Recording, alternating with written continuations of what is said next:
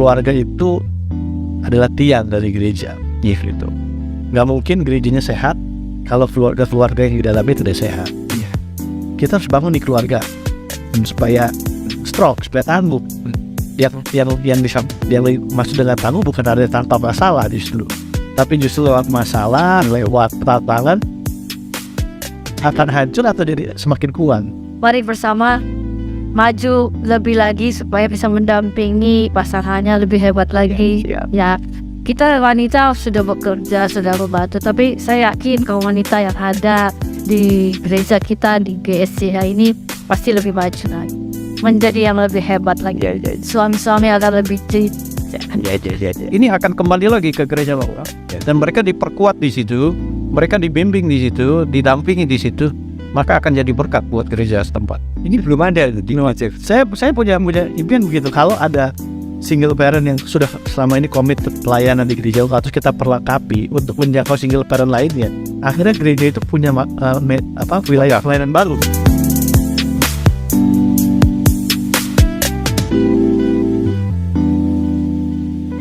Halo, welcome back to EMM Channel.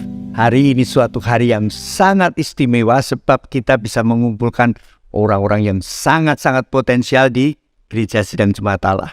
Hari ini kita akan berbicara panjang lebar, jadi jangan tinggalkan channel ini, terus melihat, mendengar, sehingga apa yang dipaparkan boleh menjadi berkat bagi kita semua. Hari ini saya akan memperkenalkan suatu departemen yang luar biasa yang kalian harus tahu, yaitu Departemen Keluarga Tangguh.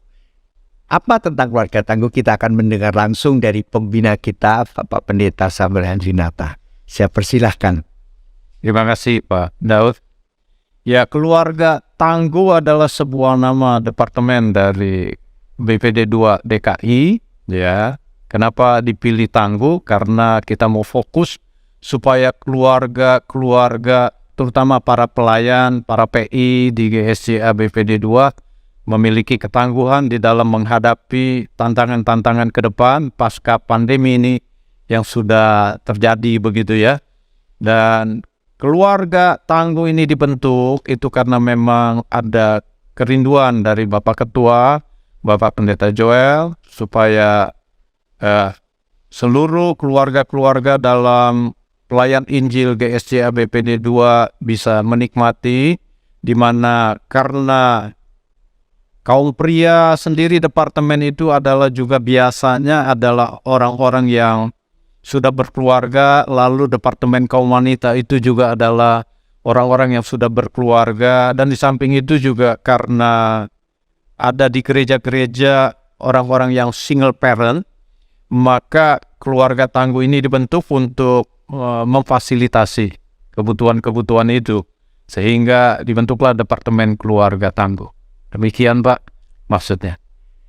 Saya rasa ini penting sekali sebab kita perlu menuju kepada keluarga yang tangguh. Walaupun itu ada beberapa personal di dalamnya, ada ayah, ada ibu, ada anak, dan juga nanti kita akan melihat bagaimana seorang single parent pun itu sangat bermanfaat bagi gereja Tuhan.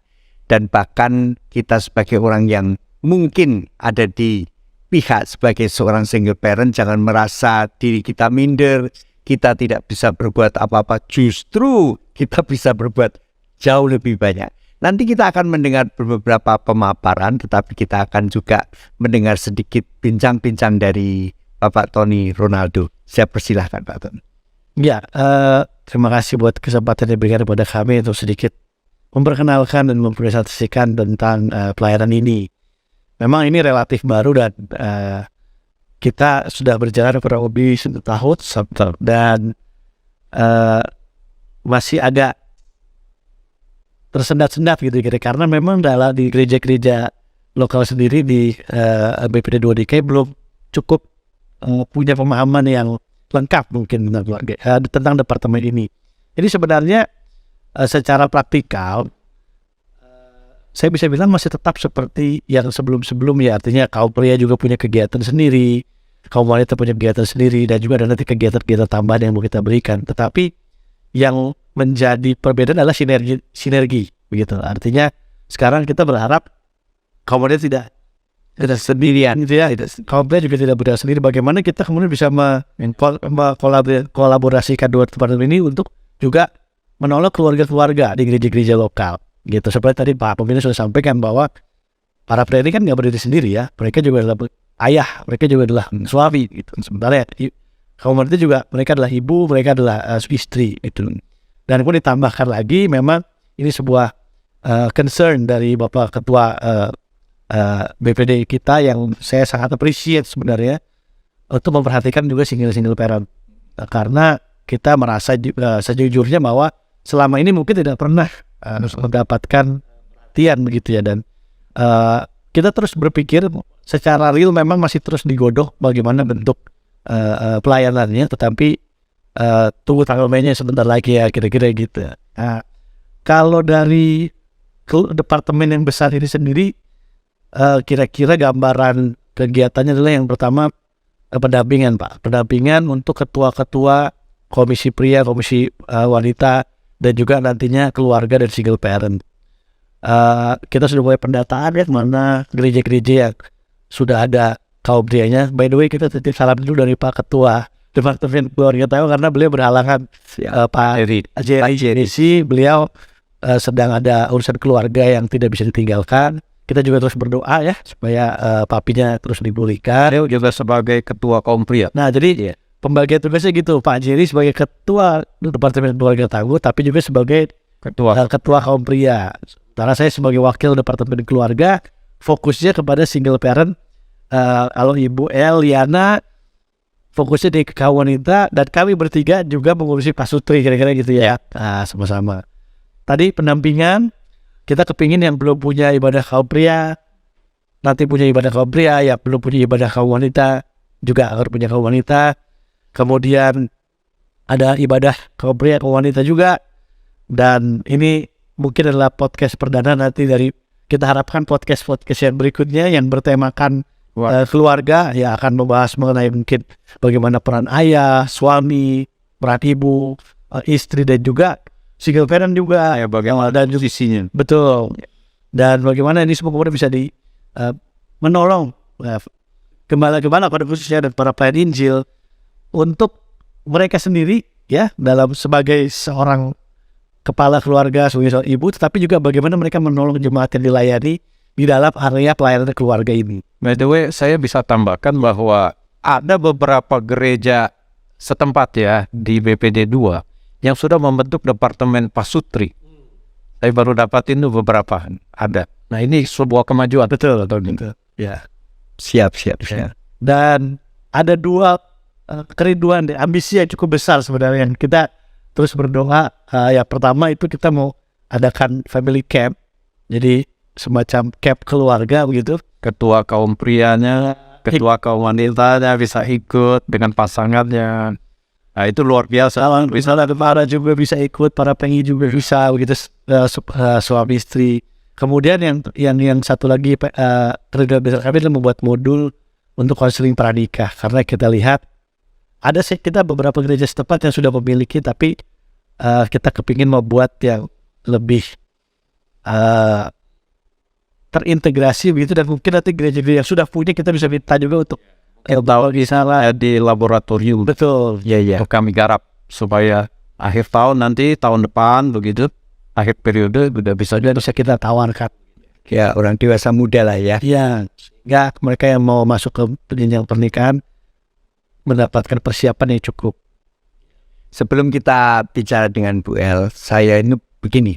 Kita ini sidang Jemaat Allah sebetulnya ada sesuatu yang saya lihat bahwa selalu ada sesuatu yang beda dengan gereja-gereja lain. Baik itu departemennya yang begitu unik. Ini saya bicara di dalam skup dunia. Begitu unik, banyak sekali macam pelayanan. Nah, kalau tadi kita hari ini, kalau ada orang-orang yang bertanya, kenapa ini terbentuk, sebetulnya selain BPD juga memikirkan dari sebuah kebutuhan, tetapi ini sesuatu yang lebih maju daripada gereja lain, karena gereja lain tidak pernah memikirkan yang namanya single parent ataupun orang-orang di pranikah yang yang nantinya bisa dikelola dengan baik. Nah, sebelum saya bicara dengan Ibu El, saya tuh pernah membaca satu buku, Apabila Wanita Berdoa. Punya kan luar biasa tuh, Apabila Wanita Berdoa. Tetapi waktu saya baca judul itu sebetulnya dalam hati saya agak sedikit iri. Kok ada orang mengarang buku Apabila Pria Berdoa? Wah, ya wanita gitu loh. Ya, soalnya wanita tuh dekat sekali dengan doa. Kalau saya lihat sebenarnya mana yang lebih jitu, doanya pria atau wanita, saya tidak tahu. Tetapi kalau pria sudah berdoa, berarti memang itu pria butuh doa sungguh. Dan ada beberapa tekanan masalah yang dia perlu berdoa. Nah, kalau kita lihat di sini, kaum wanita, maaf kalau saya perkataan ini kurang tepat, tetapi kadang kita lihat pelayanan kaum wanita juga flat, kurang maju. Ya cuma begitu-begitu saja. Jadi kalau sekarang kita terbentuk ini, lebih Bu Eli menjadi pendamping, kita ini yang didampingi harusnya responsif sungguh, mau ikut maju. Karena apa yang diberikan pendampingan tuh indah sekali. Karena Tuhan juga sebagai guide and guard. Nah, ini ada yang mendampingi, jadi kita harus lebih maju. Kita dengar dulu apa yang dikatakan oleh Ibu Elia. Mari silahkan. Untuk hari ini saya mewakili kaum wanita di DKI ini. Sebenarnya ibadah seperti kata Pak Daud, kegiatannya seperti slide ya. Makanya kami selalu berdoa sebagai satu tim. Karena saya nggak bekerja sendiri, saya punya tim juga ya.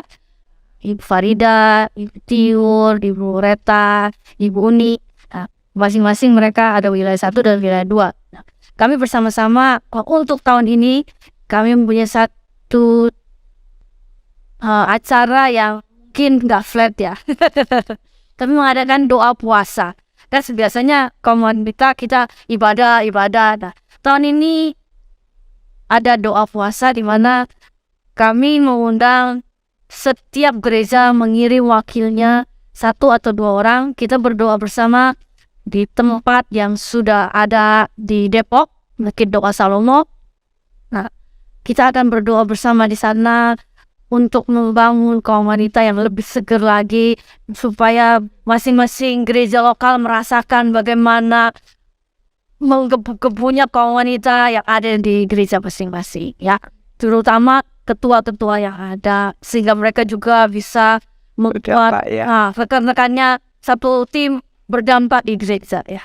Seperti tanggal 25 Februari kemarin kami kaum wanita sudah mengadakan satu penyegaran dan pemaparan proker. Di situ kami melihat bagaimana hausnya ibu-ibu kaum wanita itu mau daftar. Seperti kalau tahun lalu kita mau ngumpulin 50 orang itu susah. Tahun ini hampir 100 orang. Wow, saya sendiri bilang wow, waktu mereka mulai daftar saya bilang Tuhan engkau baik, engkau luar biasa. Ya. Setelah itu mereka mulai waktu dipaparkan kita akan ada doa puasa. Mereka chat, kapan ibu mulai kita daftar? Jangan sampai gereja kami tidak ikut. Di situ antusiasnya itu, wow saya bilang ya. Tapi itu semua pekerjaan Tuhan ya, kami semua alat. Itulah, dan kita juga tidak hanya cuma ada doa puasa, ada juga loh KKA ya, KKA di mana masing-masing kami tim ini membentuk satu KKA, ketua-ketua asal mereka datang kita bentuk satu KKA, mulai dari hati ke hati ya, bagaimana setelah itu ada fun and game-nya supaya jangan bosan, supaya ada ibu-ibu yang sudah capek itu merasakan kegembiraan yang luar biasa di antara kami. Itulah ya. Terima kasih Pak. Nah. Yes, siap. Saya tuh berpikir begini ya, orang-orang yang dipilih Tuhan, Pak Samuel, bukan hanya dipilih oleh BPD saja, tetapi orang-orang yang dipilih Tuhan untuk Departemen Keluarga ini orang-orang yang luar biasa. Saya boleh memberikan sedikit penilaian bahwa saya mengenal keluarga Pak Samuel Edinata ini keluarga yang tangguh. Benar ya, saya lihat kenal sendiri anak-anaknya, orang-orang yang mereka mencintai Tuhan, pelayanan. Tidak gampang loh anak-anak pendeta tetap pelayanan. Ya Pak ya pastinya. Tapi saya lihat mereka antusias, mereka bukan hanya menjadi orang anak pendeta dan pelayanan, tetapi ini menunjukkan keluarga ini tangguh. Mereka juga orang-orang yang sibuk anak-anaknya, mereka berkuliah tetapi terus mau di dalam pelayanan. Nah, pemilihan keluarga tangguh, bahkan kalau Pak Samuel dipilih sebagai pembina, berarti kan ini tidak salah. Berarti ada sesuatu tangguh yang nantinya akan akan ada di dalam kehidupan, pelajaran, dan bahkan ketika pendampingan itu akan nampak. Juga sebagai Bu El ya, saya lihat Bu El yang luar biasa, yang cinta akan Tuhan, dia bekerja, dia belajar, dia mengambil pendidikan teologi dan sebagainya. Itu hanya untuk apa? Pelayanan.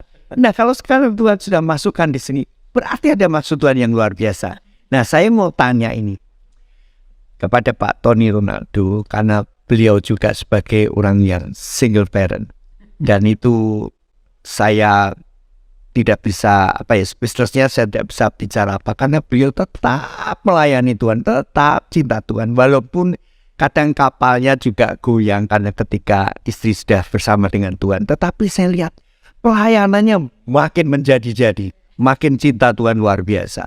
Nah, saya mau tanya kepada Pak Tony, nanti juga kepada Pak Sam dan Bu El, nilainya apa yang kita bisa dapatkan dari jemaat gereja GSCA di Jakarta, bahkan di seluruh Indonesia? Nilai dan meaningnya apa dalam keluarga tangguh, ataupun khususnya sebagai seorang single parent, kita mau memberikan apa? Karena pasti ada tantangan-tantangan ya. Saya pun kurang sopan kalau saya tanya kepada Pak Tony tantangannya apa? Dan saya mau siap-siap jadi seorang single parent, tapi tantangannya apa? Ya, jadi ini nanti nilai-nilai ini bisa didengar lewat podcast ini supaya orang-orang yang mendengar tahu bahwa ada sesuatu yang luar biasa. Apa Pak Tony, nilai dan meaningnya apa? Kalau Hasil diskusi kami, renungan bersama, kami berempat dengan Pak Jerry, kami sepakat bahwa keluarga itu adalah tiang dari gereja. Gitu. Nggak mungkin gerejanya sehat kalau keluarga yang di dalamnya tidak sehat. Bahkan bangsa ini, kalau bangsa ini mau sehat, keluarga-keluarganya harus sehat. Tetapi kita perlu menyadari dan perlu kemudian berbenah diri bahwa pelayanan kepada keluarga sepertinya mungkin belum seperti yang kurang seperti itu. Nah, saya rasa pandemi benar menyadarkan kita kan itu gitu, bahwa semua harus kembali ke rumah gitu. Pada akhirnya semua ada di rumah, dan di situ kita lihat gitu bagaimana kualitas keluarga kita gitu ya. Saya sendiri kan akhirnya telah diizinkan kehilangan istri yang terkasih dengan anak yang dalam kandungan karena COVID, dan saya jadi punya pemikiran begini, kita harus bangun di keluarga supaya strong, supaya tangguh. Yang maksud dengan tangguh bukan ada tanpa masalah justru, tapi justru lewat masalah, lewat tantangan akan hancur atau jadi semakin kuat. Nah, ini kita kepingin berkontribusi kepada gereja-gereja di DKI, pada gereja yang sedang dibangun di DKI. Jadi kita mau supaya kita memperlengkapi keluarga-keluarga, kaum pria, kaum wanita. Kita bukan mau ngomong membanding-bandingkan gitu, tapi selama ini mungkin nilai-nilai atau suara-suara yang disampaikan dari pelayanan-pelayanan WPD ataupun organisasi gereja adalah lebih baik ke pelayanan, bagaimana memperlengkapi pelayanan, bagaimana supaya lebih efektif pelayanan. Tapi kita mau punya suara yang sedikit berbeda. Jangan lupa loh, kamu juga seorang ibu, kamu juga seorang ayah. Mulai dari keluarga. Harus mulai dari keluarga. Kira-kira seperti itu. Nah, terus kalau untuk yang khususnya yang single parent, saya punya pelajaran rohani lah kira-kira yang bisa saya share, bahwa luka itu tidak pernah sia-sia. Itu kata Rick Warren. Luka itu tidak pernah sia-sia. Dan ini guru saya sendiri, Pendeta Julianto, juga sering mengajar kami bahwa kalau masalah disimpan dia akan semakin berat, kalau masalah dibagikan dia akan semakin ringan. Kalau kebahagiaan disimpan dia akan semakin kecil, tapi kalau kebahagiaan dibagikan dia akan semakin besar. Jadi kita berusaha lewat pelayanan ini supaya let's be open, mari kita terbuka, siapa tahu bisa saling mendukung, saling menolong gitu. Justru dengan membagikan atau menceritakan pengalaman buruk kita, jangan-jangan itu malah menjadi berkat buat orang lain. Saya alami sendiri gitu. Orang-orang yang Tuhan jamah hidupnya lewat kisah sedih saya malah jauh lebih banyak daripada ketika saya belum pernah mengalami luka itu gitu. Jadi luka ini juga Tuhan bisa pakai ternyata untuk Bisa memberkati dan mungkin Pastor dari Ibu mau tambahkan. Ya, memang kadang-kadang gereja kurang Menaung. Ya. untuk yang single parent. Ya. Seolah pandangannya kan kepada yang lengkap.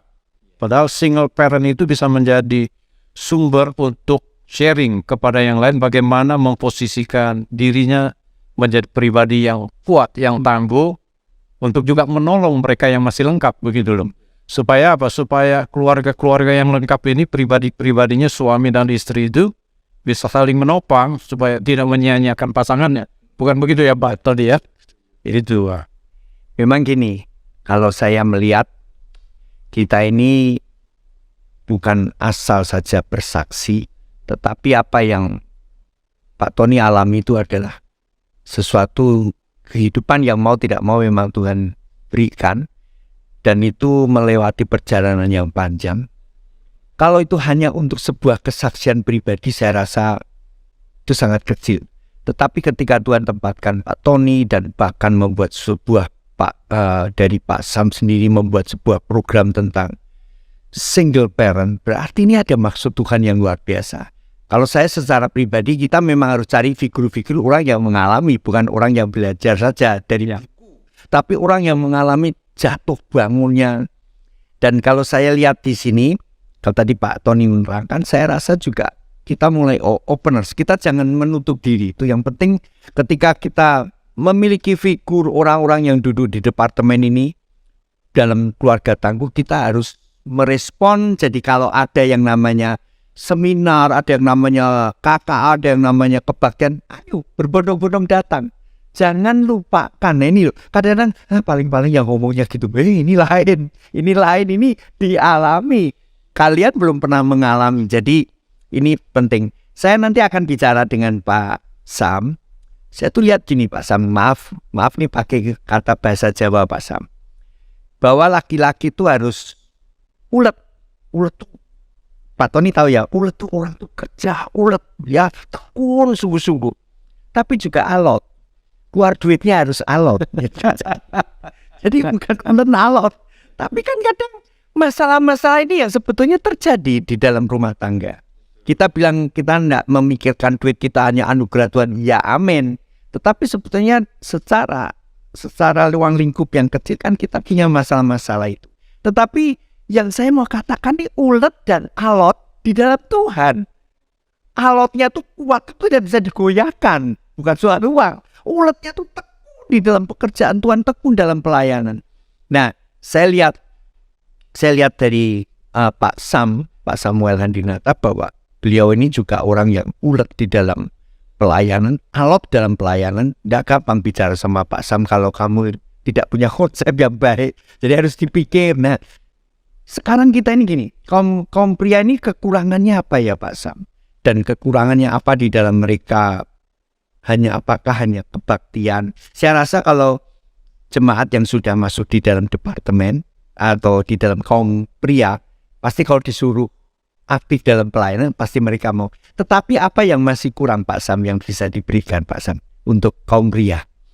Ya, kaum pria ini memang perlu dimotivasi lagi, diinspirasi lagi supaya mereka berdampak. Ya, kalau tadi di awal Pak Daud katakan bahwa yang doa kayaknya kebanyakan wanita gitu. Iya.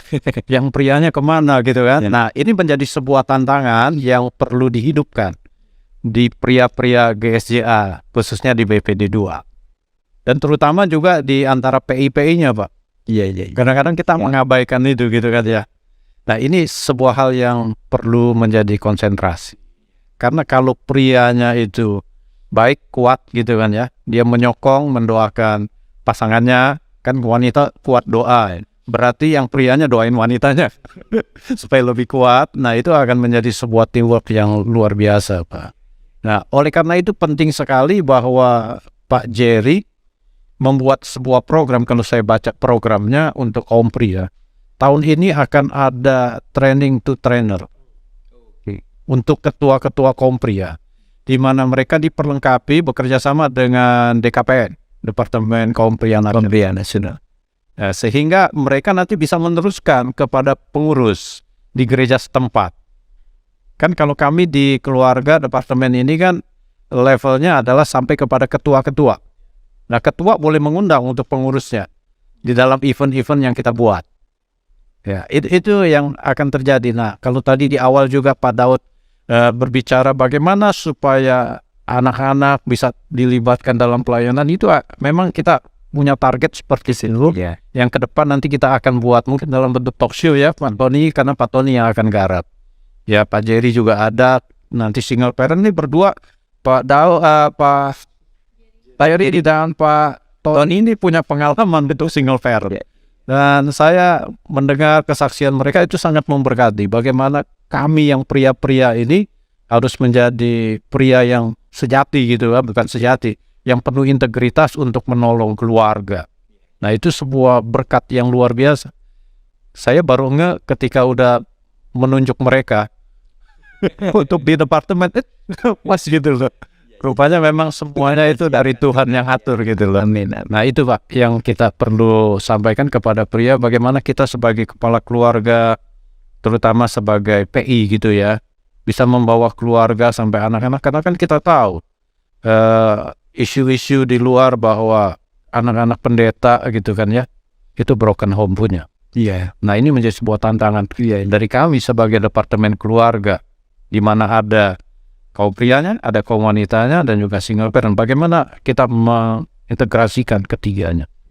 Gitu Pak. Di balik pria selalu ada wanita Yang luar biasa. luar biasa. Nah, saya mau tanya kepada Ibu El, bahwa di balik pria yang luar biasa pasti ada wanita yang di balik pria yang luar biasa pasti ada wanita yang lebih luar biasa.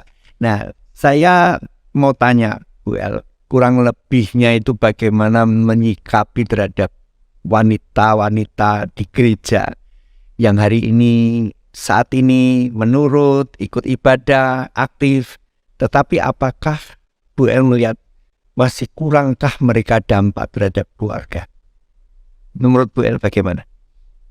Kandil kurang, hasa tidak ya, tapi mari bersama maju lebih lagi supaya bisa mendampingi pasangannya lebih hebat lagi. Ya, kita wanita sudah bekerja, sudah membantu, tapi saya yakin kaum wanita yang ada di gereja kita di GSCH ini pasti lebih maju lagi, menjadi yang lebih hebat lagi. Suami-suami akan lebih Artinya Bu El mengatakan bahwa menurut pengamatan analisa Bu El, semua sudah baik, tetapi harus ditingkatkan lagi.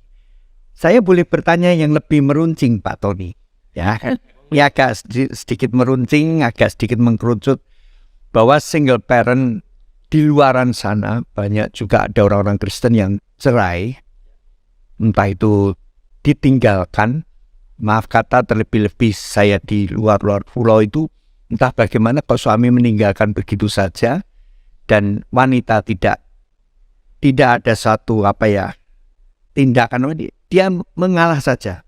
Lalu saya tanya pendetanya, yaitu suaminya, jadi kenapa gitu? Nah, sebetulnya kalau keluarga tangguh dan itu membawa tentang single parent, di Jakarta tuh sangat banyak juga orang-orang yang cerai, salah pernikahan, sehingga mereka di gereja jadi kayak orang excluded, kayak orang yang mau gerak nggak pas gitu, gerak nggak bebas gitu. Jadi mau melayani juga maju mundur, tapi lebih mundur-mundur. Beda sama melayani. Suruh nyanyi ya mau, tetapi kalau dilibatkan di dalam pekerjaan mereka takut. Apakah sasaran kita juga, ini pertanyaan pertama, apakah sasaran kita juga orang-orang yang seperti itu, yang mungkin di luaran sana? Kedua, apakah mungkin, ini saya hanya bertanya, apakah mungkin ini justru menjadi suatu sarana yang luar biasa apabila kita membuat sebuah kebaktian yang besar tentang orang-orang single parent dan orang-orang, mungkin orang-orang yang hidup sendiri, untuk dibuatkan sebuah wadah ibadah dan mereka mengerti bagaimana Tuhan berbicara kepada mereka masing-masing. Dan saya rasa ini juga kita tidak lari dari wadah kita karena kita bicara single parent. Menurut Pak Tony gimana Pak Tony? Ya, untuk pertanyaan yang pertama, jawabannya memang kita pun ingin melayani bukan hanya yang single parent karena kematian gitu ya, tapi juga mereka yang atas berbagai alasan gitu. Saya pikir begini, terlepas dari apa yang sudah terjadi, ya akan ada banyak perdebatan teologi di sana memang. Tetapi jiwa adalah jiwa. Iya. Dan semua orang yang datang ke gereja perlu mendapatkan pelayanan sebagaimana yang lain begitu. Itu prinsipnya sebenarnya. Jadi kita nggak mau perdebatan kenapa dia mencela. Ya. Pokoknya faktanya dia sendiri sekarang. Iya. Dan dia mungkin harus membesarkan anak. Dari kebanyakan memang wanita kalau dalam posisi ini gitu ya. Karena ada joke bilang bahwa laki-laki tuh jarang single parentnya lama Pak. Gitu ya. Wanita bisa bertahun-tahun. Nah, jadi kita mau fokus kepada jiwanya. Artinya terlepas dari satu perdebatan teologi kenapa dia bercerai atau berpisah, dan yang kedua apakah dia boleh melayani dalam kapasitas tertentu atau tidak, kita mau tidak mau menyentuh wilayah itu, tapi kita mau pastikan bahwa dia terlayani dan dia mampu menjadi maksimal di dalam posisi pada saat ini, baik sebagai ibu, baik sebagai dia mungkin bekerja. Kadang-kadang orang hanya perlu komunitas kan Pak, untuk saling berbeda. Nah, itu dia. Diterima begitu. Bentuk Nggak perlu single parent. Iya. nggak perlu solusi sebenarnya gitu. Ya, betul. Hanya ingin punya teman berbagi orang-orang yang senasib. Ya kita kadang-kadang pasti semua punya pengalaman kalau misalnya di tempat yang asing ketemu orang dari daerah yang sama, tiba-tiba bisa satu klub karena punya kesamaan. Nah, kita mau memberikan wadah kesamaan itu bahwa we are fellow single parents loh. Kita apa yang kita bisa bagikan sesama lain. Nah, kalau yang tadi ketiga itu juga memang impian saya secara pribadi. Punya ibadah, punya wadah begitu ya. Tapi memang kita perlu tahu bahwa SOP kita ini kan hanya nyampe kepada gembala, PI dan ketua departemen. Jadi nantinya beliau-beliau ini yang harus dalam tanda kutip membukakan pintu apakah kami boleh sejauh itu. Kayak sekarang aja kan kami lagi punya perencanaan sebenarnya pingin mendata sebenarnya single parent ada berapa di tiap jemaat, tapi kita masih maju mundur tuh Pak. Yes. Ini udah menyalahi wilayah kita tuh nggak. Kalau mendata berapa ketua kaum pria dan wanita memang itu tanggung jawab kita ya sudah diberikan. Nah jadi Memang kalau dia ada mati ya di bawah kaum wanita saja ya. Justru kepikirannya begini Pak, kan di bawah departemen keluarga ada kaum pria, kaum wanita. Kan tidak menutup kemungkinan bahwa kaum pria itu ada yang single parent. Iya betul. Lalu wanita ada yang single parent. Nah, kalau kita buat sebuah wadah, itu menarik Om. Komunitas itu ya. jadi kan Iya. gini jalan gitu. Jadi kita buat selalu tambah dengan yang dari gereja-gereja lokal yang belum terhisap di kepengurusan. Iya. Gembalanya harus welcome, terbuka, jiwa besar untuk bisa mengikut sertakan. Karena ini akan kembali lagi ke gereja lokal. Dan mereka diperkuat di situ, mereka dibimbing di situ, didampingi di situ, maka akan jadi berkat buat gereja setempat. Ini belum ada di Wajib. Saya punya impian begitu, kalau ada single parent yang sudah selama ini komit pelayanan di gereja lokal, terus kita perlengkapi untuk menjangkau single parent lainnya, akhirnya gereja itu punya wilayah pelayanan baru. Nah, di mana gereja lain tidak membuka diri untuk single parent, di sini ada loh khusus yang mengurusi mungkin komsel. Saya pernah soalnya ada pengalaman sedikit ya Pak di kota lain, tapi ini ada gereja yang membuat KKA khusus buat single, itu luar biasa. Iya. Itu menjadi target. Dan banyak yang ketika saya ajak ngobrol kenapa ke sini ya, karena di tempat lain nggak ada Pak. Iya. Gitu. Nah itu kan bisa menjadi satu kekuatan baru sebenarnya buat penjangkauan. Kita harus dukung ini sebab mereka ini berempat juga tidak mampu kalau sendiri ya. Kita harus dukung. Jadi apa ya? Kadang saya melihat tuh orang tuh selalu menanyakan, setelah dijawab diem. Sebetulnya jangan menanyakan, setelah dijawab mari bereaksi untuk mendukung, itu yang dipentingkan. Ya. Jadi kalau nanti ada yang namanya kayak Pak Tony rindu sebuah wilayah baru, ayo didukung. Jadi jadikan pembicaraan, ketemu orang dicari, kita ini perlu loh yang namanya ibadah orang-orang single parent. Jadi ya komunitas yang baru gitu ya. Jadi untuk penutupnya ya, untuk penutupnya saya rindu untuk nanti Pak Sam boleh memberikan apa yang mendorong kami khususnya untuk gereja-gereja di Jakarta, dan kami rindu ini IMM kan sampai ke Indonesia bahkan ke seluruh dunia. Ya. Tolong Pak Sam memberikan dorongan encourage untuk kita ini supaya harus apa tentang Departemen Keluarga Tangguh ini. Mari Pak Sam. Ya, saya berpesan bahwa mari kita fokus kepada keluarga juga.